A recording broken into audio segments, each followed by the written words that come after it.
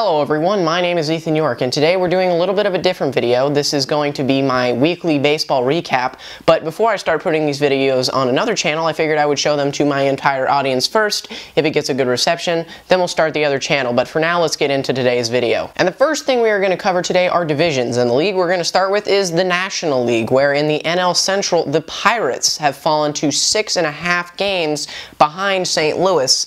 As you can see here, although they do hold a 4-game advantage over the Cubs in the first wild card spot. Speaking of the National League wild card, we'll get that out of the way. We have San Francisco that has fallen on some hard times lately. They have fallen 7 games chasing the second wild card spot, and the Nationals are 7.5 games back. Now, going to the Giants division, we're going to talk about the West. The Giants are now 6.5 games behind the Dodgers in that division. Not only that, they have not been doing good as of late, and the Dodgers, Cardinals, and Blue Jays own the best winning percentage over the last 10 days at 8-2, whereas the Giants are nowhere near that. I think they're playing at somewhere of a 500 clip over the last 5 days or so, or 10 days. Over in the East, we have the surprise of the National League, I would say. The New York Mets are still in first place in the East. Not only that, in some people's minds, they've even locked up that division already, with Washington already 6 games behind them. And the way Washington's been playing of late, I don't know if you guys saw the Cardinals and Washington series, but the Cardinals took 2 of 3 from the Nationals. Not only that, the Nationals had leads in all 3 of those games going into the 7th inning. 2 out of 3 of those games, they blew that lead. So Washington has not been playing good of late. And we'll go over some of the awards, kind of a discussion piece I'd like to put in the comment section below. National League MVP, listen, Bryce Harper, he's a good player and all, but his team's not going to make the playoffs. And according to a lot of analysts that I've been listening to as of late, that most of the time the MVP does not go to somebody who doesn't make it on a playoff team. But in the NL, really all the good teams that are going to end up winning their division and going to the playoffs don't have a clear most valuable player. I mean, I guess you can argue that Chris Bryant has been really good for the Cubs, but he's certainly not an MVP candidate at this point compared to the numbers that Bryce Harper's put up. So I'd say it's a pretty safe bet that Bryce Harper is going to win the MVP for the National League. Over on the Cy Young side of things, I've written down Zach Greinke as my personal pick for the Cy Young Award at this point in time. But if Jake Arrieta keeps pitching the way he does, Greinke is going to have some serious competition in that race. So let me know down in the comment section below your personal picks for MVP and Cy Young. Personally, I think mine are pretty spot on, obviously because they're my opinions, but I'd love to know what you think down in the comment section below. And now we're going to go over to the American League, where things get a little more interesting. We're going to start with the wild card race here in the American League, where the New York Yankees still have a 4-game lead over Texas for the first wild card spot. But Texas is an interesting team to look at because they're only 2 games behind the Houston Astros in their respective division, but the Texas Rangers are 7-3 over the last 10, whereas the Astros, not only have they lost 2 in a row, but they're also only 5-5 in their last 10 games. So that's going to be a certainly interesting division to look at. But the 2 teams that are crawling for a wild card spot are Minnesota and the Angels. Minnesota is also 7-3 over their last 10 games.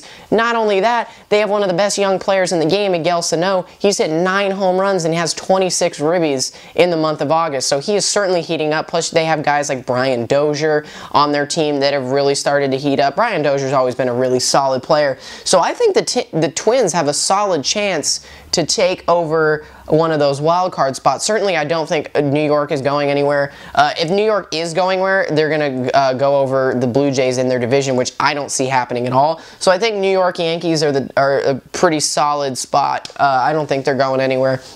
But Texas, their pitching rotation has got a lot better, so I think they do have a chance to take over the Astros, and the Astros have been scuffling of late. I'm not exactly sure who, but the Astros have lost a starting pitcher or some form of pitcher on the DL. So the Astros are getting a little bit weaker, especially since they haven't seen George Springer in a long time. So an opening for Minnesota, we'll see later on.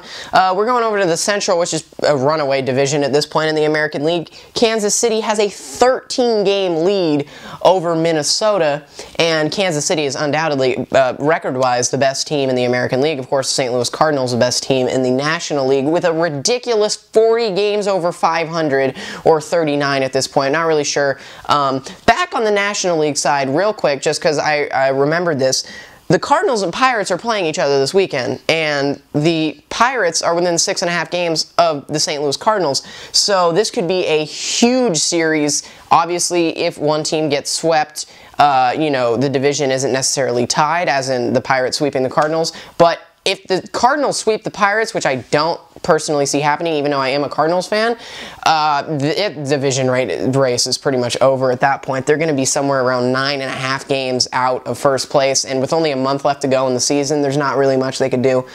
The West, in the American League side, which is what I touched on earlier, Texas only 2 games behind Houston, and Houston has been scuffling of late.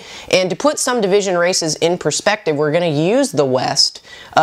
LA, the Angels, are 5.5 games out of first, and they're in third place. Now, most people don't even see them as being a wild card team, but take a look at the Giants. They are 6.5 games behind the Dodgers, so I would pretty much safe to say that the Giants are out of the pennant race, unfortunately. Although crazier things have happened, but according to the superstition that we all live around the San Francisco Giants, it's an even year, or it's an odd year, so they're not gonna do anything. Sorry.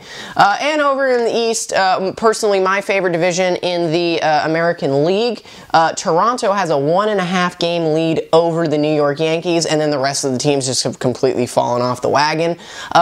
Personally, I don't see the Blue Jays getting overtaken. Their offense is just too potent.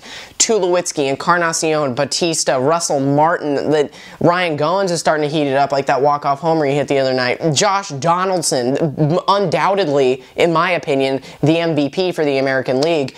That team is so stacked with offense. Not only that, I think their ERA, MLB-wide, since the All-Star break, is second or third behind, I think, the Cardinals and the Dodgers. Don't quote me on that because I don't have those exact stats, but their pitching staff has really stepped it up ever since this offense has come into swing. And the MVP, I already talked about that over here. Josh Donaldson, I think he's a lock for the MVP. A lot of people want to say about Mike Trout, but I saw the statistic on MLB TV, which I think the month previous to August, he had an 850 slugging percentage, and in August it was down to 300, which slugging percentage is the amount of bases that you have divided by your number at bats, something along those lines, but it basically counts all your bases as hits in terms of counting batting average. If you understand what I mean, good. If you don't, I'm really sorry. I kind of blanked on how to explain slugging percentage. The Cy Young in the American League is really up for grabs at this point. Dallas Keuchel has been really solid this season, and I'm thinking he might take it. But you also have guys like Chris Archer, who, if they have a nice last month of the season, that they could be in the conversation as well. So the Cy Young is really up for grabs at this point in the American League. Let me know down in the comments section below what you guys think the Cy Young candidates for the American League are and who your personal favorite is. Anyway, that's pretty much all I have to say for the day. I've pretty much covered all the divisions and the biggest 2 awards in both leagues, although the third biggest award is Rookie of the Year, and I say Chris Bryant has pretty much wrapped that up for the National League, even though there are some better Kyle Schwarber for the Cubs has been on a tear lately. If he played the full season, he'd have better stats than Bryant, I think, and I think he would be a slam dunk candidate for the Rookie of the Year. Or the Rookie of the Year for the American League, personally, I'm looking at Miguel Sano. The numbers he's put up are just absolutely incredible, and I think he might even have enough pop in that bat to bring his team to a possible wild card game, so that's definitely exciting.